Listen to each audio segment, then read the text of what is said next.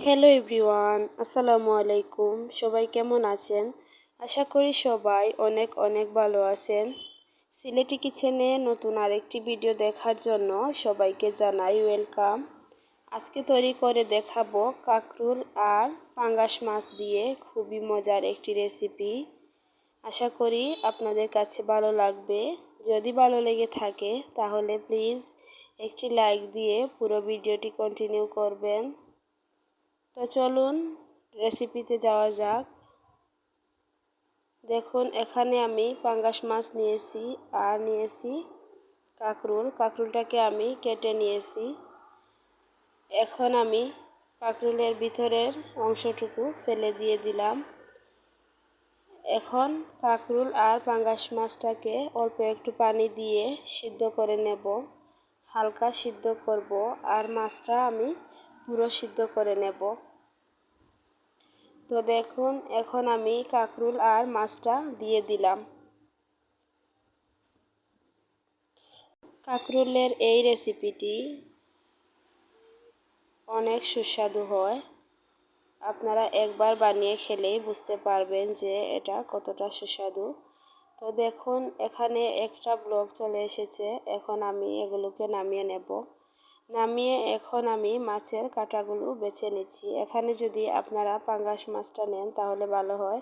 পাঙ্গাস মাছে বেশি কাঁটা থাকে না, আর অন্য মাছ নিলে কাঁটা বাছতে বাছতে অনেকটাই সময় লেগে যাবে।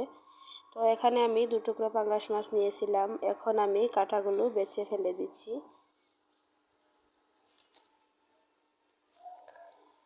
আমার প্রিয় আপু এবং ভাইয়াদের উদ্দেশ্যে বলছি, আপনাদের ভালোবাসায় আমি নতুন একটি চ্যানেল খুলছি।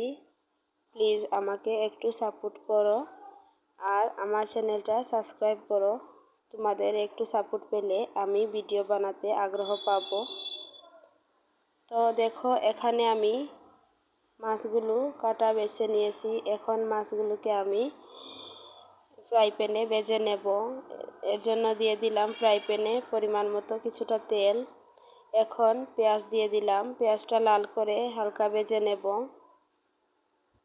পেঁয়াজটা ভাজা হয়ে গেলে এর মধ্যে আমি অ্যাড করে দেব হাফ চা চামচ হলুদের গুঁড়া, হাফ চা চামচ মরিচের গুঁড়া,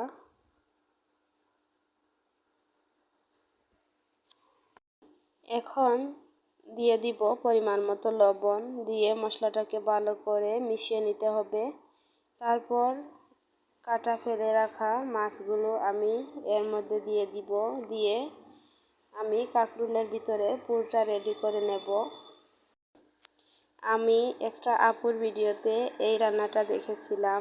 আমি আজই প্রথম এটা ট্রাই করছি, দেখি এটার স্বাদ কীরকম আসে। তো এই আপুটা মাছের পুরটা কাঁচা রেখেছিল, মানে কাঁচা পেঁয়াজ, কাঁচা মরিচ আর মাছের পুরটা লবণ দিয়ে মাখিয়ে নিয়েছিল।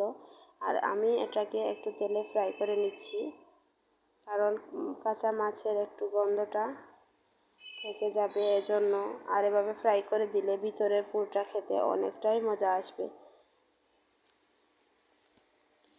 তো পুরটা রেডি করা হয়ে গেছে। এখন দেখুন আমি এখানে চালের গুঁড়ি আর সাথে ময়দা নিয়ে একটু ব্যাটার তৈরি করে নেব। তো এর জন্য দিয়ে দিলাম কিছুটা পরিমাণ চালের গুঁড়া আর ময়দা। দিয়ে এখন দিয়ে দিলাম পরিমাণ মতো লবণ আর 1 চিমটি হলুদের গুঁড়া। দিয়ে ভালো করে পানি দিয়ে মিশিয়ে নিতে হবে। এটাকে এত বেশি পাতলাও না আর এত ঘনও না, এরকম একটা ব্যাটার তৈরি করে নিতে হবে। তো দেখুন এখন আমি অল্প অল্প পানি দিয়ে হালকা হাতে মিশিয়ে নিচ্ছি। তো মেশানো হয়ে গেলে এটাকে আমি একটা সাইডে রেখে দিলাম। আর এখন দেখুন কাঁকরোলের ভিতর মাছের এই পুরটা ভরে নিচ্ছি। আমি অফ ক্যামেরায় কয়েকটা বানিয়ে নিয়েছিলাম আগে থেকেই। তো এখন অল্প করে এর উপর ব্যাটার লাগিয়ে দিচ্ছি, দিয়ে এটাকে ভালো করে সিল করে দেব। যাতে পুরটা বেরিয়ে না আসে, এভাবে মুখটা বন্ধ করে দিতে হবে। তো সবগুলো আমার বানিয়ে নেওয়া হয়ে গেছে। এখন এগুলোকে তেলে ভেজে নেব। এর জন্য ফ্রাই প্যানে দিয়ে দিলাম তেল, আর এখন একটা একটা করে আমি কাঁকরোলের এই বড়াগুলো দিয়ে দিচ্ছি।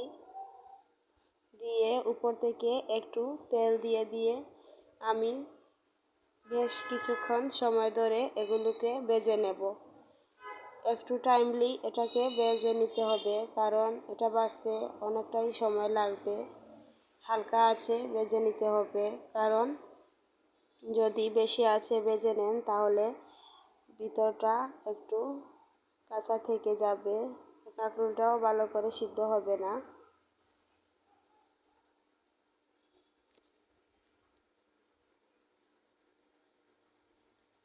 আমার চ্যানেলে যারা নতুন আছো, যারা এখনও আমার চ্যানেলটিকে সাবস্ক্রাইব করো নাই, প্লিজ আমার চ্যানেলটা সাবস্ক্রাইব করে দিও। আর যারা সাবস্ক্রাইব করেছো তাদেরকে জানাই অসংখ্য ধন্যবাদ। তো দেখুন, এখানে আমি সবগুলা এভাবে ব্রাউন কালার করে ভেজে নেব। ভাজা হয়ে গেছে। এখন দেখুন কালারটা কতটা সুন্দর এসেছে। তো আপনারা এটা প্লিজ বাসায় ট্রাই করবেন, আর কমেন্ট বক্সে জানিয়ে দিবেন এটা টেস্ট কেমন ছিল। এখন আমি নিয়ে নিলাম প্লেটে কিছুটা পরিমাণ ভাত, আর নিয়ে নিলাম এক পিস মাছের টুকরা। মাছটা আমি ভুনা করেছিলাম আগে থেকে। আর নিয়ে নিলাম কাঁকরোলে বড়াগুলো, নিয়ে এখন ভাত মাখিয়ে খাচ্ছি। কি সুস্বাদু হয়েছিল, যা বলার বাইরে। আপনারা একবার ট্রাই করলেই বুঝতে পারবেন। তো আজকের ভিডিওটি এই পর্যন্ত। সবাই ভালো থাকবেন, সুস্থ থাকবেন। দেখা হবে নেক্সট ভিডিওতে। আল্লাহ হাফেজ।